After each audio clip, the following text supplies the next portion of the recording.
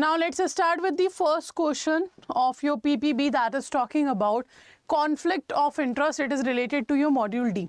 If I am talking about module D is such a unit of your in which you will definitely find the number of question, 15 to 20 number of questions will be seen from the module D only. Okay, and it's a very small unit. In a single day with 5 hour or 6 hour study, you can cover the entire module D of yours, है ना? So it's a very simple unit, simple module I can say, and a very easy module to understand. So question is asking which among the following are the ways to lead with the conflict of interest in an organization.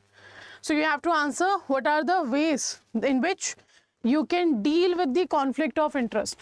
First is saying identifying and preventing such conflicts. Second, setting up institutional control and mechanism for handling these as per the degree of potential risk. Third is saying full disclosure to the affected parties so that they are aware of the potential impact. So what are the ways by which conflict of interest can be dealt? Conflict of interest means there are two persons and both the person have a different objective of doing certain task or different purpose of performing certain tasks. That's the conflict of interest we are talking about. Okay, so you have to answer which among the following is the way to deal with the conflict of interest. A, B, C or D. Which of the following is correct? So first is saying identify and prevent such conflicts. Okay, setting up institutional control and mechanism for handling these as per the degree of potential risk. Okay, then full disclosure of to the affected party so that they are aware of the potential impact.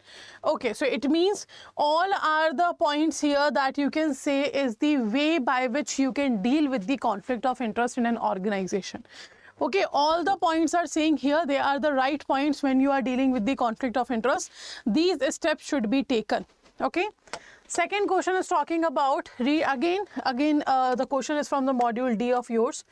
Read the following statement and choose the correct option in relation to the application of business ethics.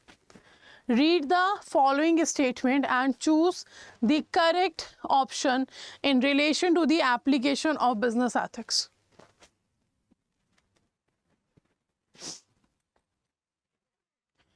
First statement is saying that manufacturing ethically is a holistic approach to business that includes a focus on the well-being of consumer society as a whole. Okay, that's the first statement. Second statement is saying ethics in marketing. Second statement is talking about ethics in marketing is a philosophy that promotes inducement and persuasion. Now you have to answer which statement here is correct in relation to the application of your business ethics. Which statement is correct here?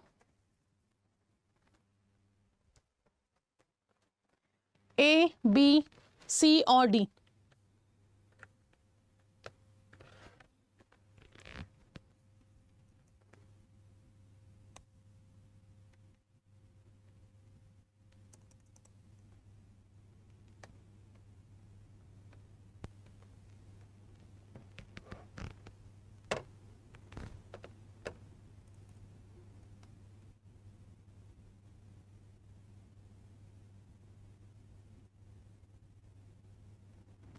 Okay. So what do you think which of the following is correct? So first is saying manufacturing ethically is a holistic approach, and it's an overall approach to the business that include a focus on the well-being of consumer and society as a whole. Like you are thinking about other people, you are thinking about the society, so it is ethically correct. Yeah, second is saying ethics in marketing is a philosophy that promotes inducement and persuasions. So when you talk about the ethics is simply a moral principle. It's a set of moral principle which let you know what should be done and what is the right thing to do, which will be better or which will be good for maximum of people. Hana? For maximum society, whatever your decision is good, that's what the ethics tells you. So when we are talking about application of business ethics, so business ethics will tell you what should be done to make it correct for the maximum society, है ना, for the maximum people of the society. So here the first statement is very true, that you are talking about a well-being of consumer and society as a whole, but the second is not true. The second statement is incorrect because it's saying it's a philosophy that promotes the inducement. No, it's not. So right answer is first is correct and the second one is incorrect statement. So your right answer will be A. Okay, right answer is A. Next question we have here, that is, which among the following are not a component of infrastructure in a computerized environment? Which among the following is not a component of infrastructure in computerized environment? Not an infrastructure. First is saying computer hardware like computer servers, terminals, workstation, desktop, cartridge, drives, printer, controllers, modems, switches, multiplexers, routers. Second is saying power supply and other related equipments like uninterruptible power system, constant voltage stabilizers, generators. And the third is saying precious AC, fire extinguishers, smoke detectors. Which of the following is not a component of infrastructure in a computerized environment? You are not talking about infrastructure in computer, है ना, required. You are talking about in the computerized environment. Which of the following is not a part of infrastructure? So let's say in a certain room you have installed the computer. Okay. So what are the devices? What are the infrastructure you need? So you need all the computer hardware. Okay, you need obviously power supply, है ना, like an uninterrupted power supply system. You need a constant voltage stabilizer. You need the generator. Also, you need the precious ACs, fire extinguishers, and smoke detectors. So it means right answer will be none of the above, because all the components are part of your infrastructure in the computerized environment. So right answer will be here none of the above. That is D. Right answer will be your D. Okay, next question. What is data mining? Now you have to answer what is data mining. So data mining is a very common term, very famous term we have heard about. Like we have data warehouses, we have repositories, है ना. In the data warehouses, we store a lot of data, है ना. In the data warehouses, we store a bulk amount of data at one place, है ना. But now if you want to find out something out of that data warehouse, how it's possible? It's not possible you go for each and every data and cross check, open it and cross check that is it what I wanted. So there should be a better way to start your search of the data. That's what we are talking about here. So it is important that when you are doing a data mining, it will help you out to make it easy to find a certain pattern of data or certain structure of data, like whatever you want. The particular type data you are looking for, you can find that with the help of your data mining. So when it comes to the data mining, first is saying the process of finding patterns and relation in large database. Second, the process of managing data warehouses. Third, the process of constructing data warehouses. Fourth, the process of organizing customer data. So what do you think, which of the following is correct? A, B, C or D? So because we have a warehouses in which a large amount of data have been stored, out of that you are finding a certain pattern of data. So it will be available in the data mining. So right answer will be your A. The process of finding patterns and relations in the large database that you have stored. So right answer is your A. Okay. Next we have here, which of the following statement defines the term cybercrime?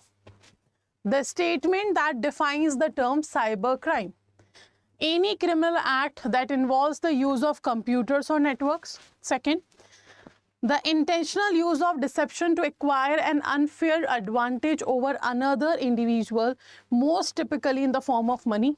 Then, the intentional use of deception to follow a person over a period of time in a frightening or annoying way, and none of the above.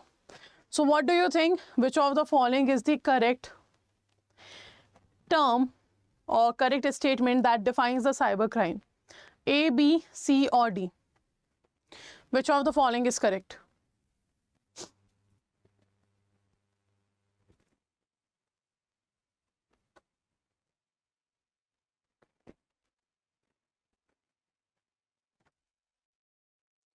The following statement defines the cyber crime.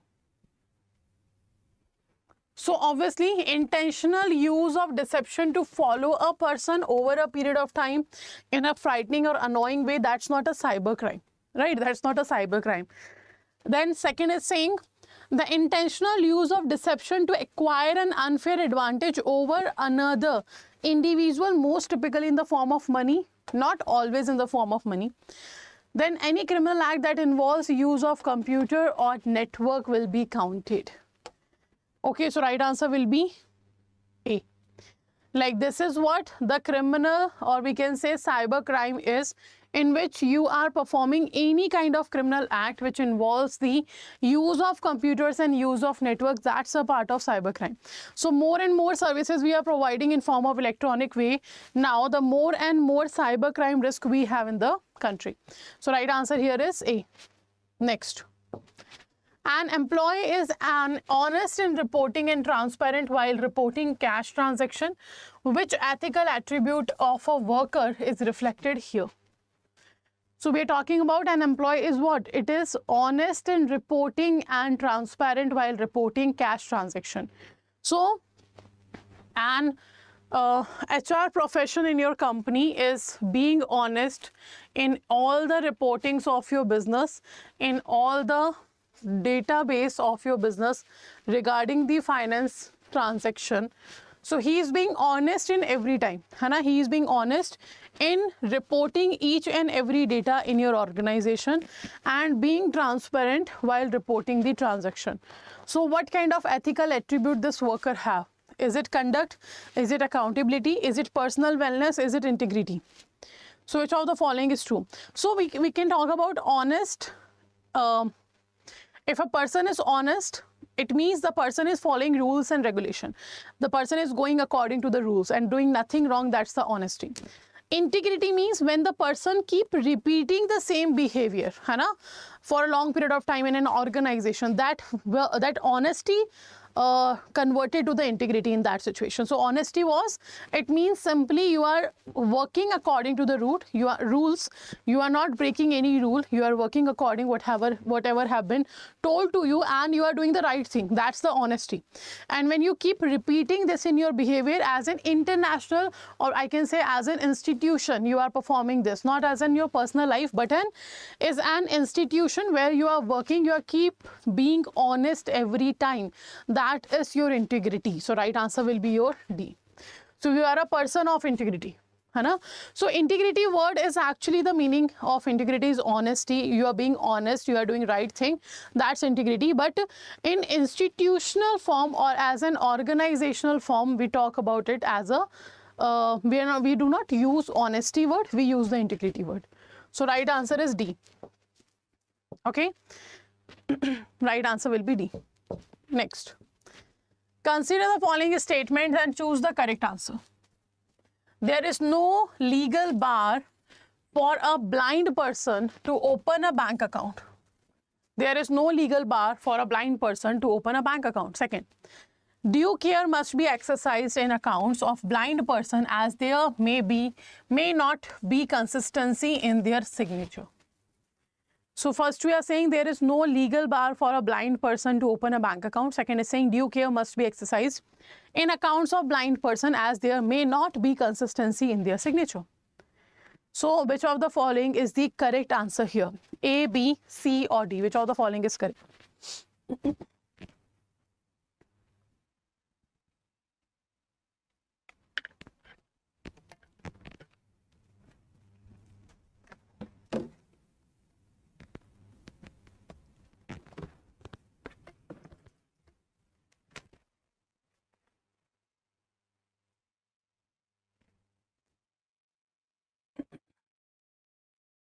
So there is no legal bar for a blind person to open a bank account. Is it true? Yes, obviously it's true. Any person can open the account if the person is illiterate, person is blind, etc.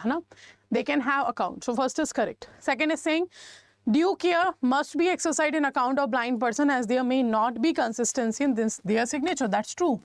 Hana, every time they are doing signature to perform any task, there might be a slight difference, a lot of difference in their signature. So that's why a lot of care have to be taken while you are making the blind person perform the transaction.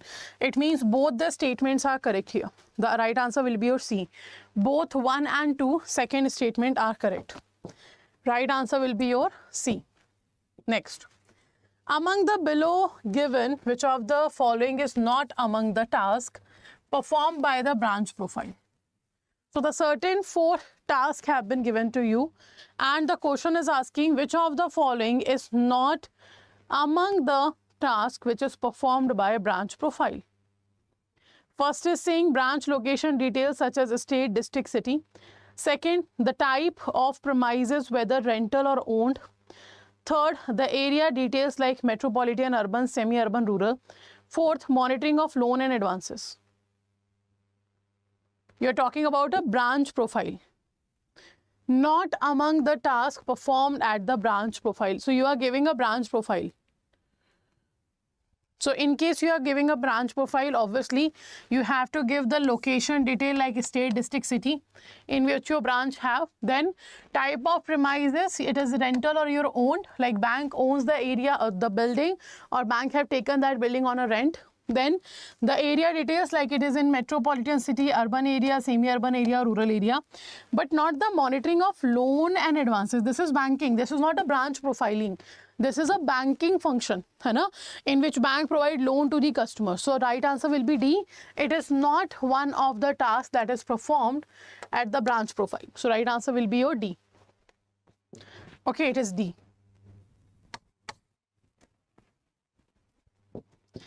Next question we have here.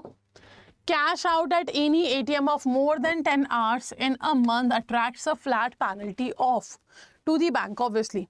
So what happened in 2018, this situation happened, like lot of banks have went cash out. Like in the ATMs, when you went to the ATM, you are withdrawing the money, it shows you that the cash is not available in the ATM, ATM is cash out. And this happened in many states together at the same time with the different banks. When Mrs. Nirmala Sitharaman and RBI governor both have given the statement and justification, they said that we somehow mismanaged the liquidity in the market, like we have not got the proper details of managing the cash in the ATMs, or we were not aware about it. That's why this mistake happened. But after that, RBI have done what thing, that if any ATM of a bank, of any bank, it stays cash out for more than 10 hours. Let's say in the morning at 8 AM, I went to the ATM and I am withdrawing the money and it shows me that cash out. Okay. And in the evening, again, I am going to the bank ATM and still it's showing cash out. So in the last 10 hours, the bank have not performed its task, that is giving the cash, replacement of cash. So in that situation, bank have to pay the penalty, and that is 10,000 per ATM. In single day, if in India your 10 ATMs are cash out for more than 10 hours, you have to pay 10,000 penalty for each ATM. Okay, so right answer will be your B. This have been done to make the customers experience much better, or more better we can say. Now, customer compensation policy provides for payment of compensation to the customer for delay in what? For delay in opening of a savings account, issuing a duplicate draft, issuing a checkbook, filling up the passbook.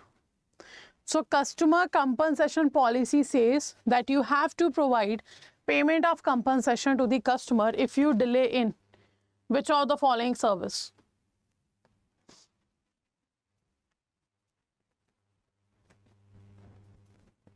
In case of issuing a duplicate draft, and like customer came to you and asking you to issue a duplicate draft and you are taking a more time than it generally used to take, then you have to pay the compensation to the customer against it.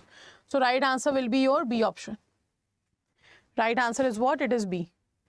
Now let's start with the first question, that is talking about your that among the given which of the following is not a correct statement. Out of the given statements here, you have to answer which of the following is not a correct. First is saying a joint account can be opened by two minors. Second, the minor of a family are referred to as co-pansers and in a Hindu undivided family, and the oldest male kid is referred to as the karta who manages the account. Third, when creating Hindu undivided families account, all of the adult members are required to sign the account opening form. A private limited business with two or more members, like maximum 250 members. So, which of the following is the statement which is correct here? Not correct here. The question is asking not a correct statement.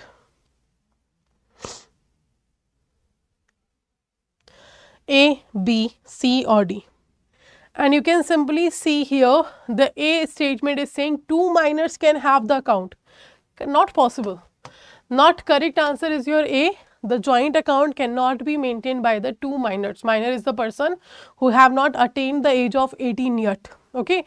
So, they cannot have the joint account. So, right answer will be your A.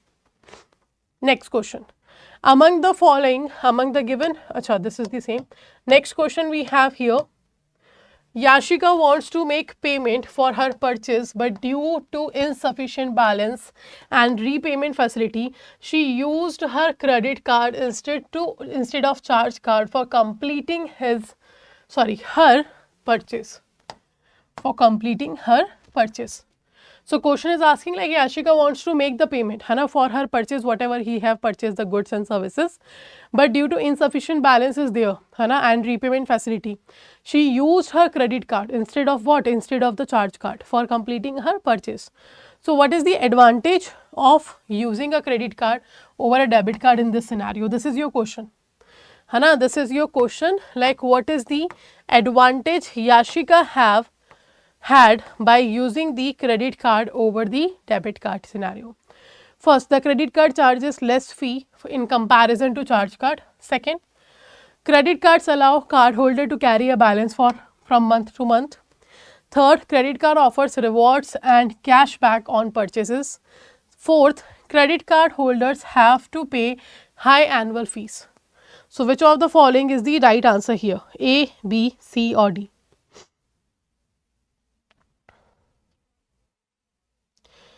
Which of the following is correct here? A, B, C or D?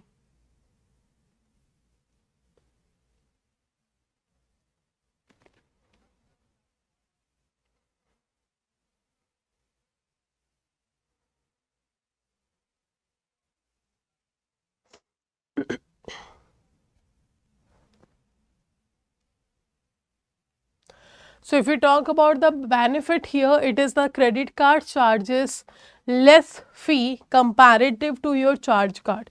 That will be the right answer here. So, right answer of your will be that credit card charges the less amount here in fee comparison to the charge card. That's why it will be beneficial. Okay. Now, next we have that is among the below given a statement, which of the following is the incorrect in context to the method which is followed halting, stopping a garnishee order. So, question is asking among the below statement which of the following is incorrect in context to the method followed halting and stopping a garnish order. Sorry.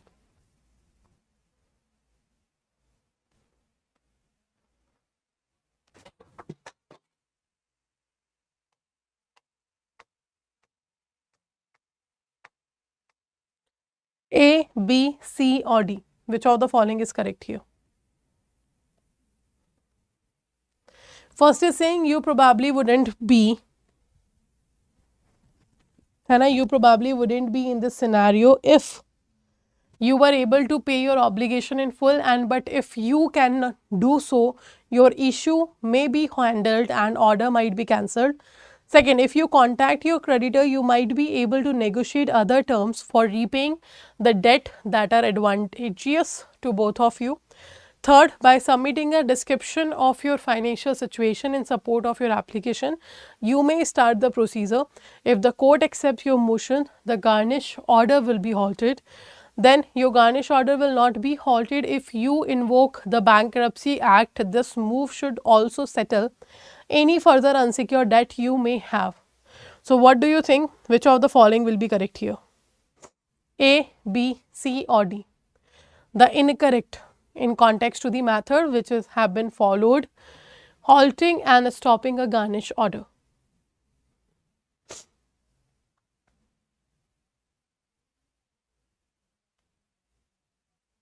A, B, C or D?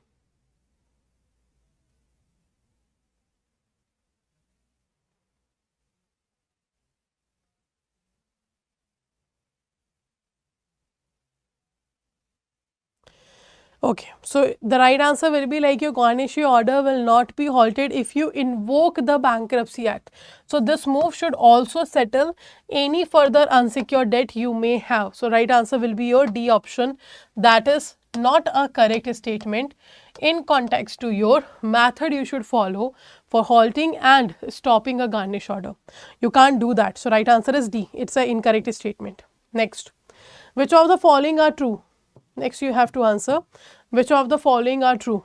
First is saying here the validity of a revalidated draft is limited to 3 months from the date of revalidation. Okay. Second, there is no limit on the maximum number of endorsement which can appear on a draft. Third, the relationship between the banker and purchaser of draft is debtor and creditor. So out of these 3 statements, which of the following is true, that you have to answer. Which of the following statement is true? That the validity of a revalidated draft is limited to 3 months from its date of revalidation, or there is no limit on the maximum number of endorsement which can appear on a draft. Third, the relationship between a banker and purchaser of a draft is debtor and creditor. So actually the right answer will be all are correct, right? Right answer will be all are correct. 1, 2nd and 3rd all are correct here. So right answer will be your D option. All the statements is correct in context to your statement regarding the drafts. Next question. Self-help groups are considered for assistance under the Pradhan Mantri Rural Yojana, provided that a self-help group may consist of dash to dash educated and employed youth. Which of the following is correct? 5 or 10, 10 or 15, 15 or 20, 5 or 15.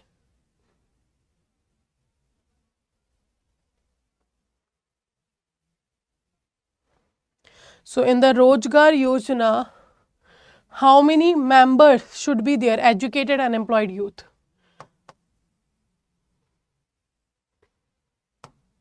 Rozgar Yojana.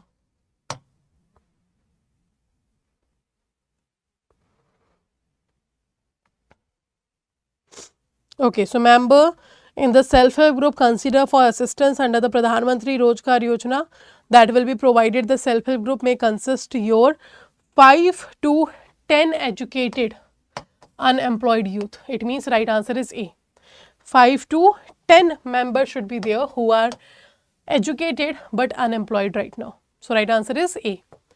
Next question we have here, that is talking about among the below given statement, which of the following is an incorrect statement in context to data mining. So data mining is simply what? It is the process in which we find out the same pattern of data out of a large amount of data stored in the repository or the data warehouse. Okay. So which of the following is incorrect, you have to answer. Sorry. First is saying in enormous data set, data mining seeks out hidden, true and potential helpful patterns, finding unexpected or previously undiscovered correlation among the data is the main goal of data mining. Second, data mining doesn't use the database technologies like AI, statistics and machine learning. Third, data mining insights may be applied to marketing, fraud detection and scientific research among the others. Fourth is knowledge discovery, knowledge extraction, data pattern analysis, information harvesting, etc. are the other names for data mining. Which of the following is correct here? The correct means the incorrect regarding the data mining, but correct in the question. So do remember, you have to find out the incorrect statement here.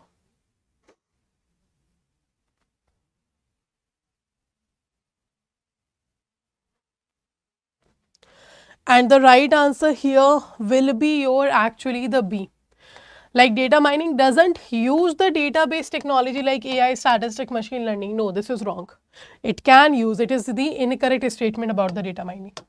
It can use these techniques. By using these kind of techniques, it only help us to get the certain pattern of data finding out of a large scale of data. Next question we have regarding computerized bank, like which among the following are the correct or appropriate key security control aspect in computerized bank? Correct and appropriate key security control aspect here. First, ensure that security patches are applied to system as and when released by the vendors, developers. Second, ideally a daily backup should be taken in 5 sets, 1 for each weekday and 10 sets for each month. Third, ensure that all the general ledger accounts codes authorized by head office exist in the system. And fourth, ensure that the system prevents unauthorized amendments to the programs. So out of these 4 statements, which of the following is the correct appropriate key security control?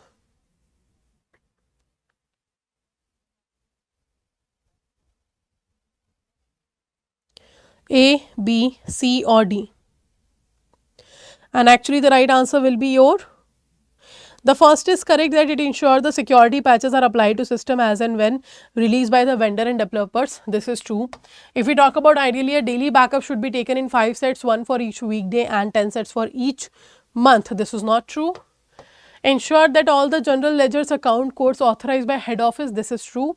Ensure that the system prevents unauthorized amendment to the program. This is also true. So first, third and fourth are correct. It means C answer will be correct. Option number C will be correct here. Okay, about the security control in a computerized bank. Next we have, a banker asks the official valid document from the customer for undertaking its account opening procedure. According to you, which of the following document have been notified as the official valid document for the KYC purpose?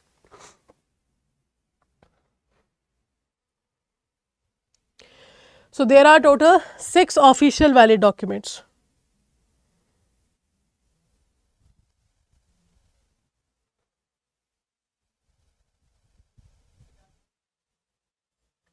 Okay, we have 6 official valid documents, out of which letter issued by National Population Register, voter ID, property or municipal tax receipts, passport, driving license have been given here, and you have to answer which of the following is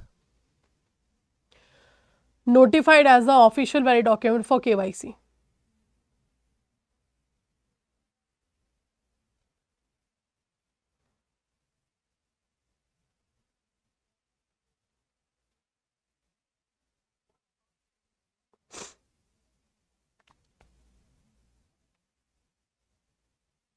A, B, C or D, which of the following is correct?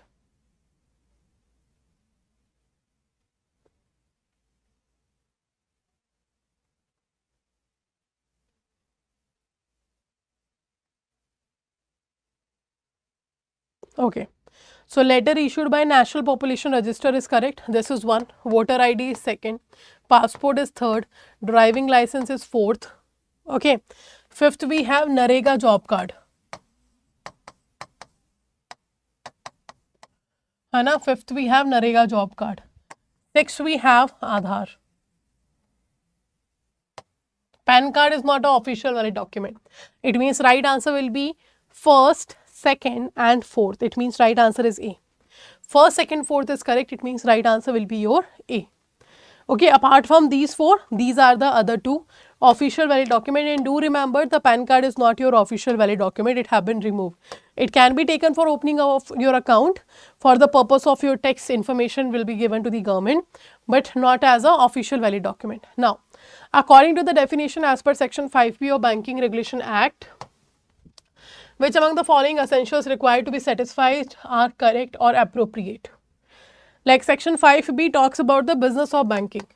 And it talks about what? It talks about the business of banking. So out of that, you have to answer that which of the following have to be correct or appropriate in context to section 5b. First is saying acceptance of deposit should be in the form of money. Second, deposit are to be done for various purposes like lending, trading, investment. Third, the deposit should be made from the public. Which of the following is correct? A, B, C or D? So it talks about what? It talks about your business of banking, and business of banking says that first you should accept deposit from public. So this is true, है ना? For the purpose of lending and investment only, not trading. So the second is wrong.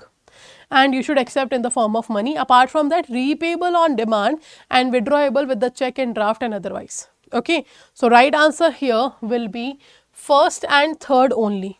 It means option number C. First and third is correct. Second is not, because second is also including trading. Trading is not the purpose for which you are taking money from the public. है ना? You are taking money only for lending and investment purposes. So right answer will be your C option. Clear? Next question. Next we have here, it's talking about which among the following statement is correct. Which among the following statement is correct? There are three statements we have. First is saying the government of India has authorized the CERSAI to act and to perform for the function of your CKYCR, that is Central KYC Registry.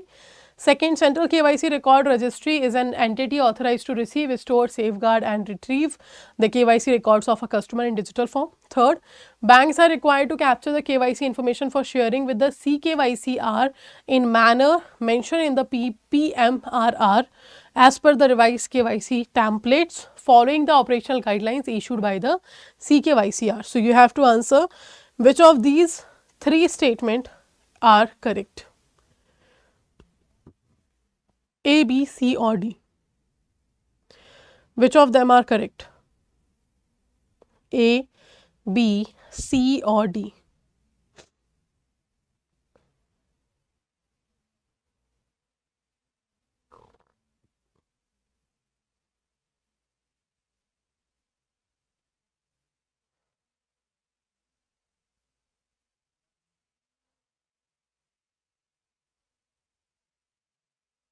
Okay. So you can see here the right answer will be the first is correct. CERSAI have been actually given authorized by the government to perform as a CKYCR. Hana, first is correct. The second is also correct. The CKYCR records registry is an entity which is authorized to receive, store and safeguard etc. But not the third one. Third is not correct. So right answer is B. First and second is correct here.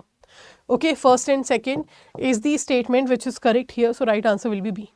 Next. Okay, so let's just start with the module A. As you can see, module A have 21 unit of yours.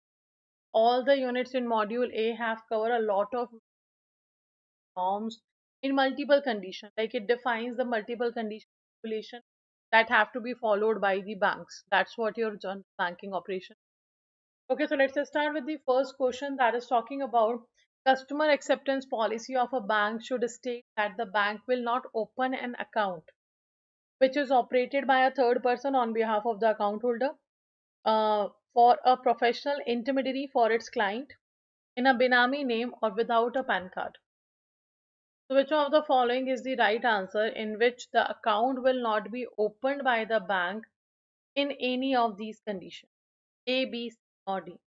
So customer acceptance policy is a policy that have to be accepted or that have to be called from the customer before opening account of the customer. That's a mandate. So which of the following activity or the case is there in which account won't be open? And the answer is in Benami name. In Benami name, bank cannot open the account. In all the other conditions, the account can be opened.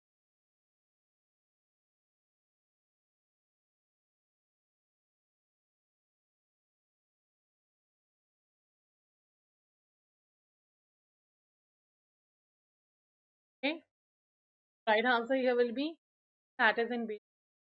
PAN card is not an official valid document anymore, but it is important to open an account. Without it, also account can be opened because now it's not a part of your officially valid document. Right answer is C. Next. Next we have customer identification is required to be done for international transfer of funds of dash. Is it 50,000 and above? Is it over 2,50,000? Is it any value? Is it none of the above? So customer identification process is here, it is required to be done for the international transfer of funds. So which of the following is the amount for which it is required? Also, the customer identification process can be compiled with the virtual CIP, है ना? eKYC, virtual CIP, digital KYC, all these things can be perform your customer identification process.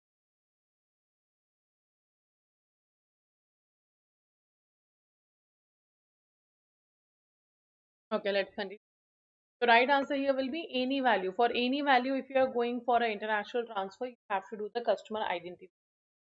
Right answer is your C, any value. Next.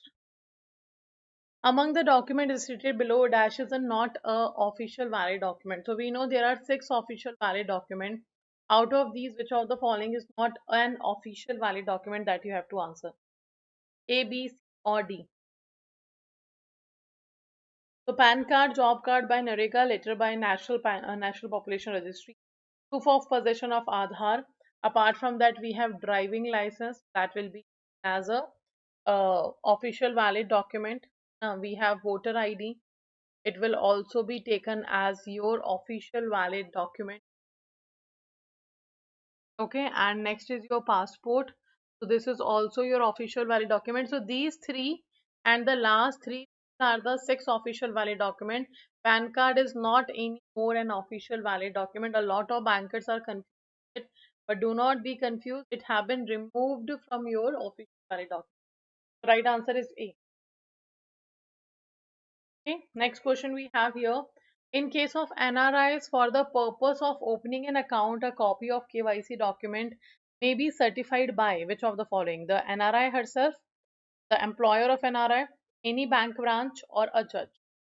So let's say we are saying here that the NRI herself wants to open an account country. Case of KYC document, it should be certified by which of the following? Like her itself can be doing this, or the employer of an NRI, or the bank branch, or any judge. So from whom it is required to be certified? A, B, C, or D? And herself, she cannot give the certification or cannot certify the KYC documentation. The certification of the document should be done by a judge. And also judge have to do the certified documents so that the account of a person can be opened in case of NRI. Next, in case of a company which is not listed, any equal with holding more than dash of the total share capital, it is a beneficial owner. 15%, 30%, 10%, or 25%. Beneficial owner simply a person who have a certain ownership or who have a certain rights in a banking in a company. That person will be known beneficial owner. So in case of a company which is not listed, any individual withholding more than dash amount of the total share capital will be taken as a beneficial. So is it 10, 50, 30, or 25?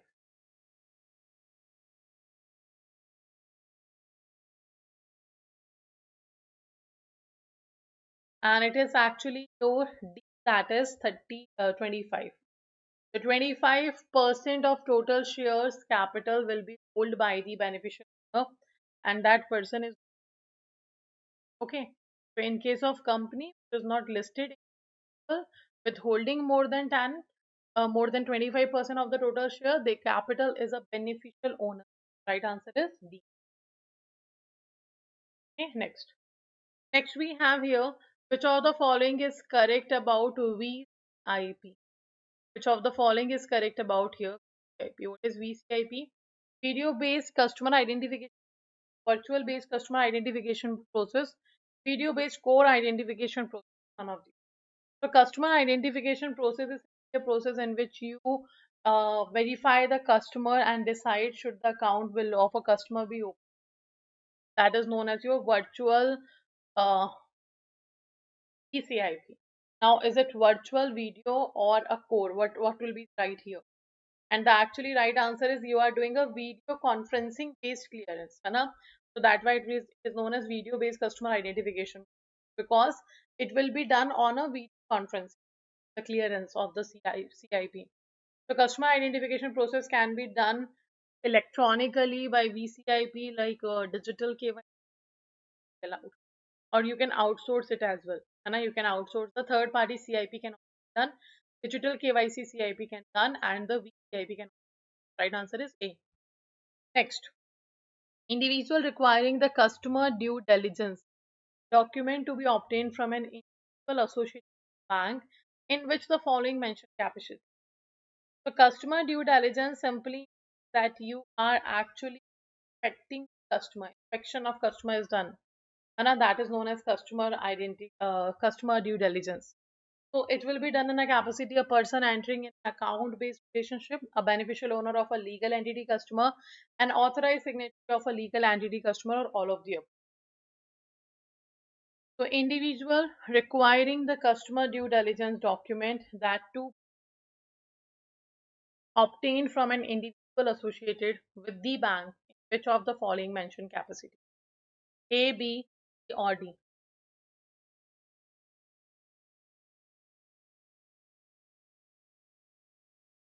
Okay, in all the cases, this have to be done if a person entering in an account-based relationship, if a beneficial owner of a legal entity customer, an authorized signatory of a legal entity customer, in all the cases, the requiring customer due diligence document will be required.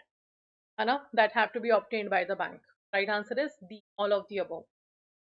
Next question we have here that's talking about which of the following are the alternative modes of customer due diligence.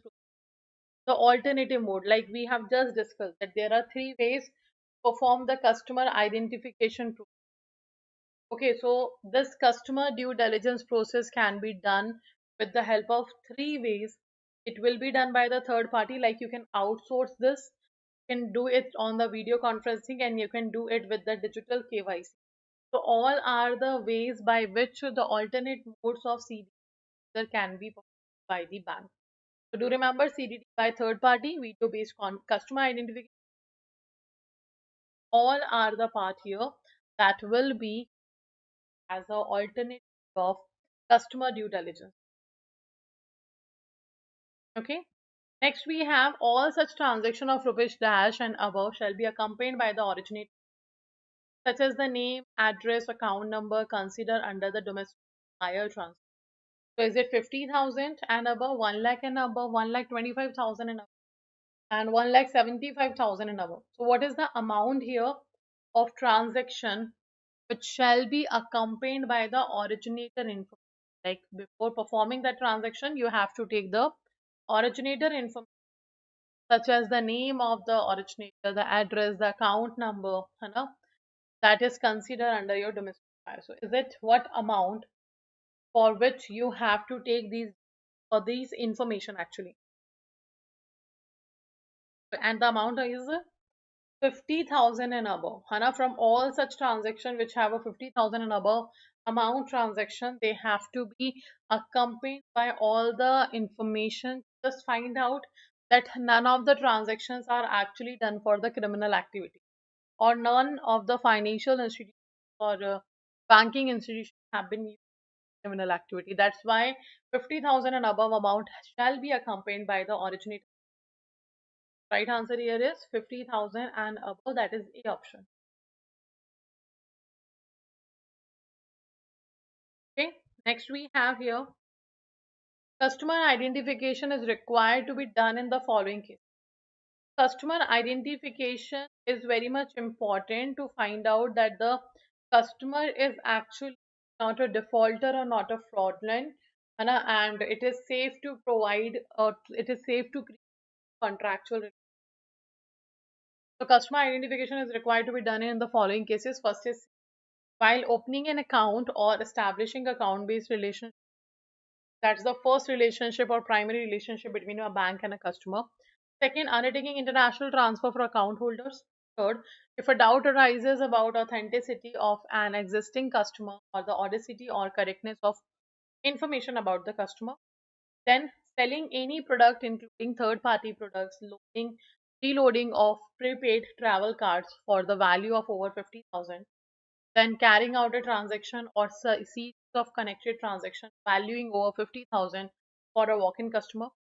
Then, when there is a doubt that a customer is intentionally structuring transaction below the threshold of 50. So, out of these four cases, in which case the customer identification is important and it is required? A, B, or D?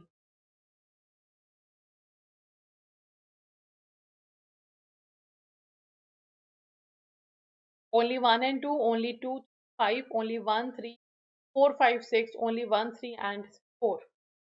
So, out of these 6 conditions in which it is required, it is mandatory.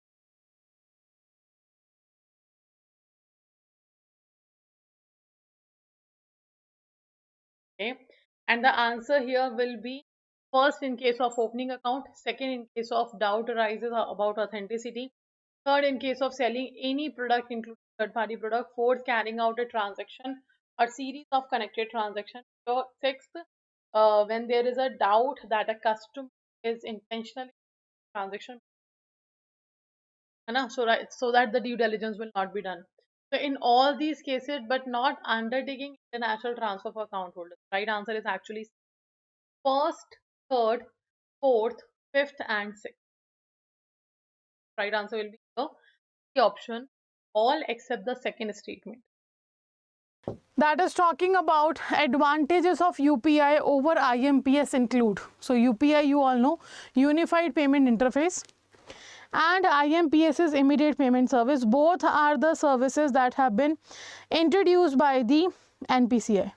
If we talk about UPI, if we talk about IMPS, both are introduced by the NPCI, National Payment Corporation of India, but still they have a differences. So what is the difference between the advantages of UPI over IMPS? Like the thing that is available in UPI but not IMPS. First is saying provide full functionality to request money. Second, simplifies merchant payments through virtual ID QR code. Third, single app for money transfer. Fourth, facilitates transaction through single click two-factor authentication. So out of these four advantages that is written here, what do you think, what are the advantages out of these four available in UPI but not in IMPS? A, B, C, or D? Which of the following is correct?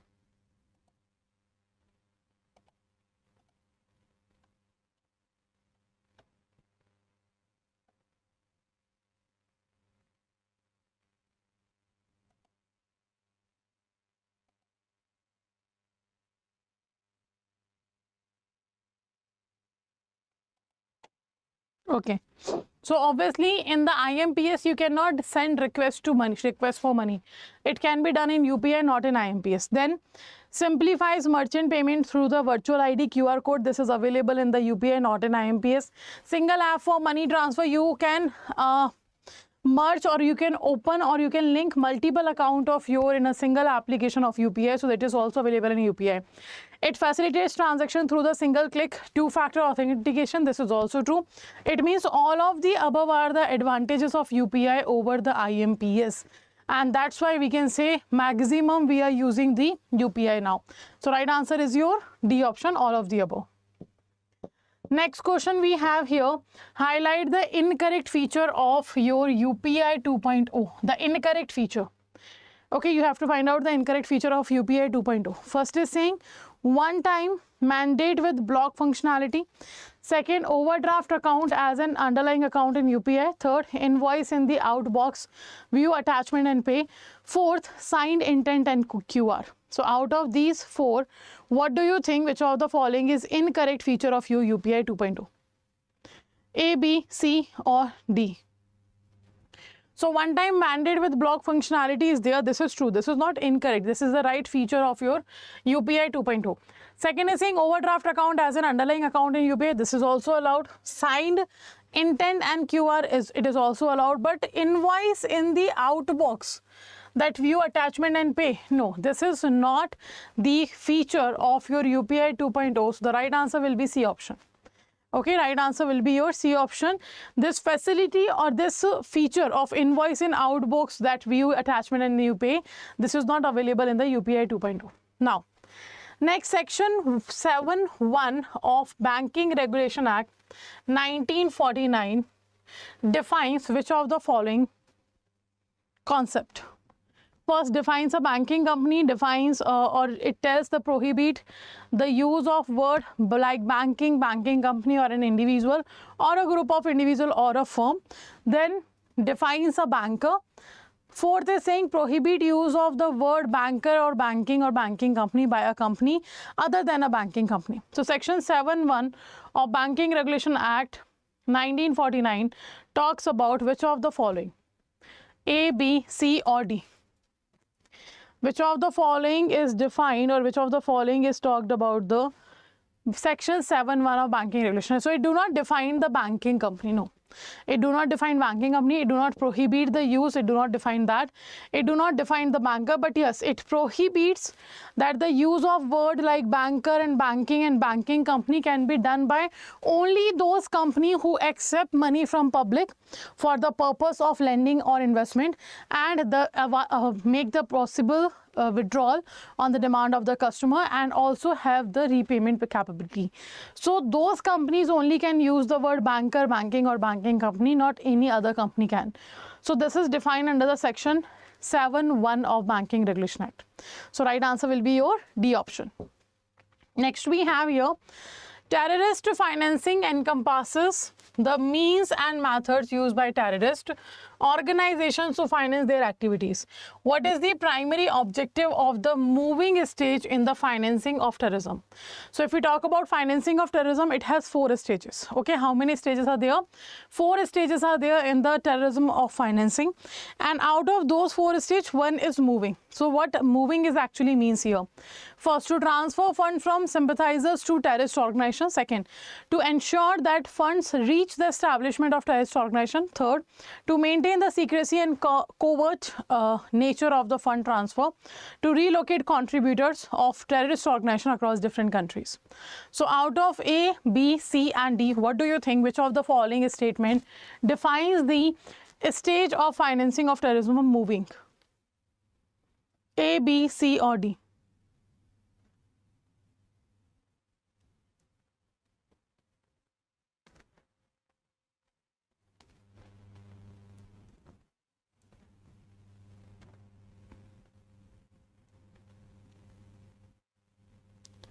Okay, so when we talk about moving, it means you are collecting money from the various stages, from the various places, from the various location.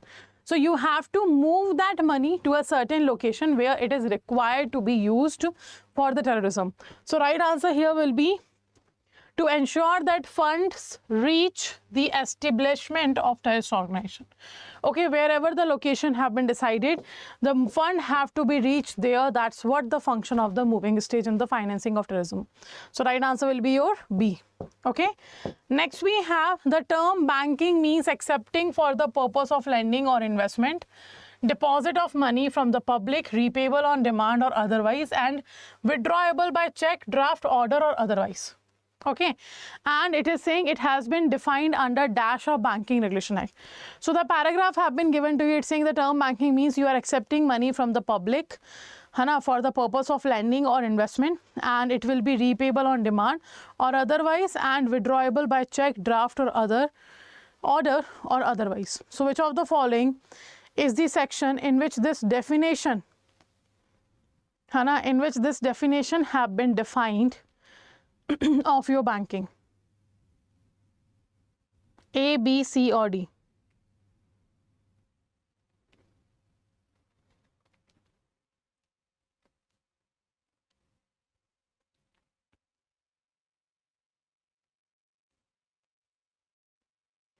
Okay, so right answer will be your section 5B of Banking Regulation Act 1949 gives us the definition of banking, which is defined here. This is the business of banking it is talking about. And like you have to accept money from public for the purpose of lending or investment, and it will be withdrawable by these instruments and repayable on the demand of the customer. So right answer is D. Okay, next question is talking about here, what are the criteria? What are the criteria that determine whether a transaction is considered suspicious and should be reported to FIUIND by banks? Question is asking what are the criteria that determine whether transaction is considered suspicious and should be reported to FIUIND by the banks. These are the conditions have been given to you in which you have to answer that is this the situation where transaction will be taken as a suspicious transaction. So first is saying doubtful involvement of proceeds from a specified offense in PMLA schedule. PMLA is Prevention of Money Laundering Act. Okay, next we have unusual or unjustified complexity of the transaction, lack of economic rationale or legitimate purpose. Fourth is reasonable doubt of involvement in financing activities related to terrorism. So out of these, what do you think which of the following is the right answer? A, B, C or D? So if you find any suspicious transaction, you have to make a suspicious transaction report that have to be submitted by the principal officer to the FIUIND of a country. That have to be done. But here we are asking what are the transactions which will be considered as a suspicious, and the answer will be all of the above. All these statements defined here are the transaction which you can have a suspicious transaction doubt in the banking. Okay, so right answer will be all of the above. That's the D option. Next question. Read the following statement carefully and choose the correct one. You have to find out the correct option in relation to the risk of open banking. Like risk of open banking is there, the concept in which you have to answer out of the two statements given here. That's the statement 1 and statement 2. You have to answer which statement is correct regarding the risk of open banking. First is saying consumer can profit from open banking in the form of more convenient access to financial data and services. Okay, while financial organization can benefit from reducing some costs associated with open banking, the potential for severe hazard or to financial privacy and the security of consumer funds, as well as ensuring liabilities to financial institution exists. Because of this, second statement is saying open banking APIs are not without their security hazards, such as the possibility that a malicious third-party app will empty a customer's bank account without their knowledge. This would be a severe and unlikely threat to the system. Okay, so now you have to answer out of these two statements which statement you think is the correct one. A, B, C or D? So it is true that consumer can profit from the open banking in form of more convenient access because financial data, services, everything will be available, and the potential for severe hazard financial privacy will be also there. That's true. And as well as ensuring liability to financial institution, it exists because of this. It's true. Like the more open banking you are providing, the more easy for the customer, but more chances of cyber risk is there. And the second one is saying open banking API are not without their security hazard, such as possibility that is malicious third-party app will empty a customer's bank account. This is also true. It means both the statements are true. If you are introducing open banking, you are also introducing the cyber insecurity in the banking system. Okay, like because there is a chances the cyber crime happen with the customer's account. Okay, so right answer will be here. Both the statements are correct. Both the statements are correct here. Right answer is C. Next, regarding the use of AML software by banks selling third-party products, which statement is accurate? Regarding the use of AML software by the banks selling third-party product, which statement is accurate? First, AML software is optional for transaction below 50,000 rupee. Banks are not required to use AML software for selling third-party product. AML software should be capable of capturing, generating and analyzing alert to file CTR, STR in respect of such transaction. AML software should be used only for international transaction. A, B, C or D? Which of the following is correct? Regarding the use of AML software by banks selling third-party product, which statement is accurate?